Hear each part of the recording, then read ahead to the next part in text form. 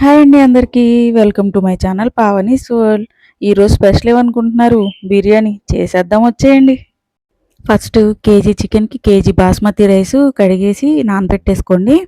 అందులో పలావ్ దినుసులు, సాల్టు, మనం రైస్ వండడానికి 1కి 2 పెడతాం కదా, అంతకన్నా డబుల్ వాటర్ పోసి పక్కన పెట్టుంచండి. మనకి ఈ ప్రాసెస్ అంతా అయ్యేలోపు బిర్యానీ రైస్ నానుతూ ఉంటుంది. తర్వాత స్టవ్ ఆన్ చేసి కళాయి పెట్టి ఆయిల్ వేసి కొద్దిగా ఎక్కువ ఆయిల్ వేసుకోండి. బ్రౌన్ ఆనియన్ కోసం సన్నగా తరిగిన ఉల్లిపాయ ముక్కలు అందులో వేసుకొని బాగా ఫ్రై చేసుకోండి. గోల్డెన్ బ్రౌన్ కలర్లోకి వచ్చే వరకు ఫ్రై చేసుకోవాలి. బాగా ఫ్రై అయిన తర్వాత గోల్డెన్ బ్రౌన్ కలర్లోకి వచ్చిన తర్వాత ఆనియన్ అంతా తీసి పక్కన పెట్టుకొని అదే కడాయిలో ఆయిల్ ఉంటుంది కదా, ఆ ఆయిల్లోనే కొన్ని పలావ్ దినుసులు వేసుకోండి. అవి వేగిన తర్వాత ఆనియన్ ముక్కలు, సన్నగా తరిగిన పచ్చిమిర్చి కూడా వేసి బాగా ఫ్రై చేయండి. ఉల్లిపాయ వేగిన తర్వాత అందులో సన్నగా తరిగిన టమాటో ముక్కలు కూడా యాడ్ చేసుకోండి. టమాటో ముక్కలు కూడా యాడ్ చేసిన తర్వాత మూత పెట్టి కొంచెం సేపు మగ్గనివ్వండి. టమాటో ముక్కలు సాఫ్ట్ అయిపోతాయి. టమాటా ముక్కలు కూడా బాగా వేగిపోయిన తర్వాత ఇందులో ఒక 4 టేబుల్ స్పూన్స్ అల్లం వెల్లుల్లి పేస్ట్ వేసుకోండి. అల్లం వెల్లుల్లి పేస్ట్ కూడా పచ్చివాసన పోయేదాకా బాగా ఫ్రై చేసుకోండి. పచ్చివాసన అంతా పోయి బాగా ఫ్రై అయ్యి ఆయిల్ పైకి తేలుతుంది అనుకున్నప్పుడు ఇందులో చికెన్ యాడ్ చేసుకోవాలి. ఇందులో చికెన్ యాడ్ చేసుకునే ముందు మనం ఆల్రెడీ కడిగి నానబెట్టుకున్న బాస్మతి రైస్ని కూడా స్టవ్ మీద పెట్టి స్టవ్ ఆన్ చేయండి. అవి ఉడుకుతూ ఉంటాయి. ఈలోపు ఇందులో చికెన్ పీసెస్ వేసేసుకొని బాగా ఫ్రై చేయండి.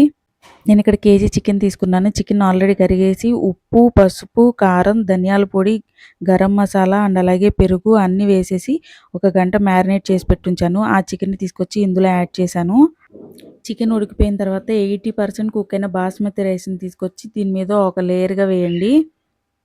గట్టిగా ప్రెస్ చేస్తూ నొక్కకుండా పైపైన మాత్రమే లేయర్గా వేసి బ్రౌన్ ఆనియన్, కొద్దిగా కొత్తిమీర, కొంచెం పుదీనా యాడ్ చేసి పైన ఇంకొక లేయర్ బాస్మతి రైస్ని వేయండి.